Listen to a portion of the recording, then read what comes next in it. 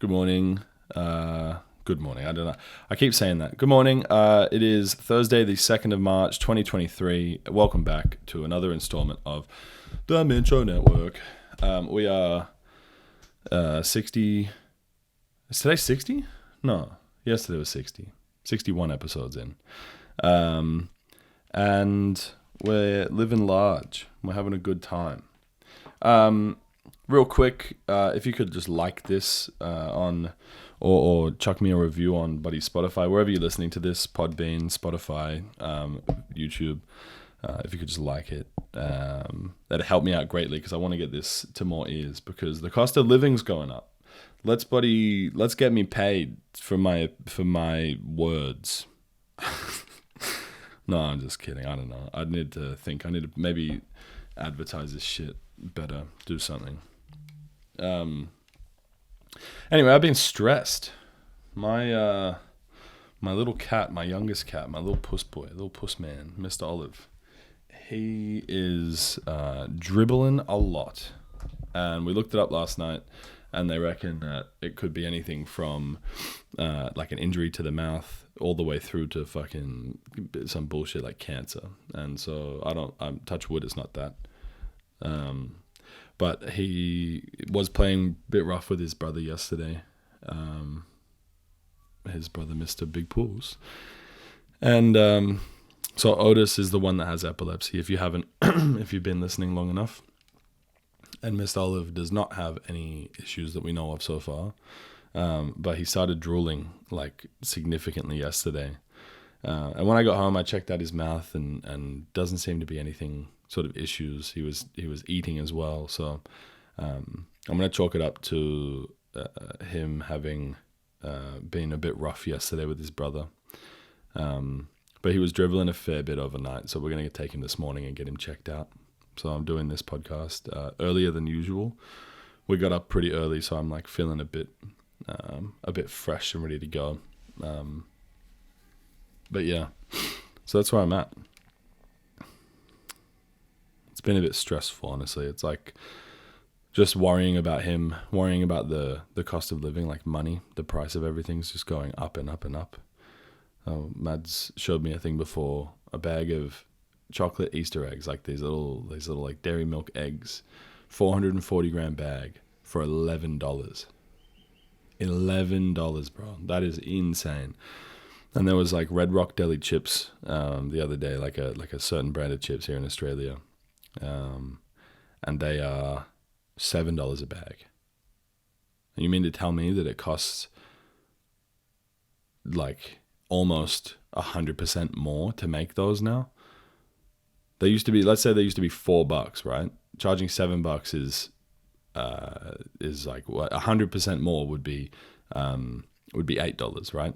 So whatever the math is there, I'm not even going to sit here and try and figure that out. You mean to tell me it costs now more money, like 100% more money to make a bag of chips or to produce that bag? That is fucked. That is crazy. Obviously, like they're a luxury, right? They're not a right. I don't care about the chips themselves. It's the principle of the cost. I'm just not going to spend the money. I was saying to Mads, $11 for a bag of chocolate is insane, right? But you think the reason that they've brought it up to $11 instead of the old, like let's say it was like $4 a bag or $5 a bag before, the reason they've doubled the price is because they're expecting less people to buy it. So less people are going to buy it this year. So if they charge $7, they're going to lose a lot of money, right? If it's still, let's say it still only costs them $2 to produce a bag, and they used to charge $4, they'd double their profit. Let's say they charge $6, they'd triple the money that it costs. So they'd make 100% markup. At $6, they make a 200% markup. But at $11, they can make 500% markup, right? Now you think at the $4, they had, I don't know, let's say 60% of them were sold before, at $4, 60% of them were sold, or 80% of them even, were sold before Easter. So 80% of their production was sold before Easter. So let's say they made, I don't know, 100 bags, and they sold 80% of them. That's that's 80 of those bags were sold at $4, doubling their money essentially. So let's say it costs them $2 to produce those 80 bags each. So it's $160. They were making $360 or $320. Sorry. Now let's say they jack that price all the way up and only 40% buy it, right? So now they've multiplied the cost by 5, but the production cost stayed the same, meaning that for every $2 they spend, they make $10 back, right? They don't need as many people to buy the bags of chocolate now. They don't need 80%. They can only, but people are still going to buy it because it's Easter. So let's say that cuts all the way down to 40%. So that they only sell 40 bags, but they're selling them at 5 times the price that it cost them. So for every $2 they put in, let's say it was $2, they sold 4 bags or 40 bags, sorry. So it costs them $80 to make the chocolates, but they're making $400. Meaning that they're making more money now than they were before, and there's less people buying it. So, I don't know. I mean, I'm not sure. I'm not an e-commerce guy. I don't understand. Or I'm not an economics guy. I don't understand it. But I just, I think that there's more at play there than just like, oh, it costs us $11 to make. Like, it doesn't cost them anywhere near.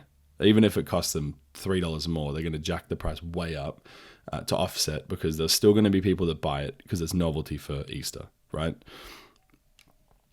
It's a luxury, not a right. So they can really charge whatever they want. And I think that's crazy. It's like, electricity and rent and stuff like that. It needs to be controlled because otherwise people will just charge exorbitant amounts of money. And as soon as it goes privatized like that, it's one of those things. But remember that Easter is a religious holiday. And so being a religious holiday, you're going to have at the very least, religious people celebrating it and buying chocolates and celebrating in that way. And if it's going to cost, I don't know, if it's going to cost money to make the product and you're worried that you're not going to sell as much of that product, if you mark the price up, it'll offset the cost. So for me, it's like a principle. I'm not going to buy an $11 bag of chocolate. Because fuck that. That's a ridiculous amount of money to spend on such a ridiculous thing, right? But then there's other people out there that are like, oh, well, it's $11 now. Everybody's struggling. I'm just going to spend that money because clearly the business needs money. Or maybe not even that. Maybe it's like, well, I don't want to miss out on Easter, so I'm going to put myself in debt more and spend more money and overspend on these products that I don't need, because I don't want my kids or my friends' kids or my family, or I don't want to miss out on Easter myself, or whatever it is. And that's how the business stays alive. Because if everybody was just like, that is fucked up, I'm not spending that money, then the business would suffer and they would be forced to bring their prices back down or go bust, right? And we need to remember that businesses aren't... Business stays alive by choice. Business stays alive by supply and demand, right? So you have to have demand and you have to meet that demand with supply. And so if a business is going to go bust, this is why I remember in the pandemic, everyone was like, oh, there needs to be a bailout for business. Why? Some, sure, like Woolies and shit, sure. Keeping things that keep the world running, you need groceries, absolutely. But like a clothing store, bro, a new one will come up. If you couldn't manage your money and you couldn't manage your funds and you overextended yourself, you overspent and you didn't budget properly, that's not anyone else's fault. It's not a right that you stay open. It's a privilege. And so if that means that you have to cut costs and do this and that, sure. And obviously there's the other thing, which is jobs and the jobs market. But there's a lot of clothing stores. And there's also a lot of businesses and industries that need workers. And so you mean to tell me that like a cafe shutting down is the worst thing in the world? Like, of course it's not great. Of course we don't want to see that happen, and especially because of forced closures like pandemics and stuff like that. But I mean, come on, bro. Be real about it, right? If a business fails on its own, that's a disaster, right? If a business fails because of forced shutdowns, that's also not good. But in both of those scenarios, that business wasn't performing in an advantageous way to be able to stay open. And a lot of the time, remember that these businesses that open up, you think like a cafe that opens up, and it makes, let's say it makes 10 grand a month, right? And it only costs them 6 grand a month to operate. And the other 4, and that's everything included. So rent, wages, product cost, everything. So the other 4 grand that's on top of that should be set aside to be reinvested into the business. But what happens is these owners are like, wow, I'm making money now. And they start to spend that money. And then all of a sudden the business is operating for 6 grand and it starts to fucking fall behind. And by the end of the year, they could have had 40 grand in a bank account that could have been sat there just to reinvest. They could have, changed the lighting in the business, or changed the seating, or bought new equipment, or hired a new thing, or paid for advertising, or done whatever. But what they do is they skim off the top and they spend that money on their own shit that they need, thinking that that's like what they need. And then the business starts to go under and they're like, oh, please help. We need to do something. We need the government to bail us out. Like, no, bro. You should have just fucking put your money aside and not wasted it in anticipation for something, right? Because anything that can go wrong will. I should start my own business. I should just get out there and do something. But I just, maybe I'm being cynical today. Maybe I'm just ranting, but I'm just not in a, just with everything, with my cat, I'm going to take him to the vet. I'm just stressed. So thank you for listening. I'm not spending any more time on this fucking thing today. Have a good day.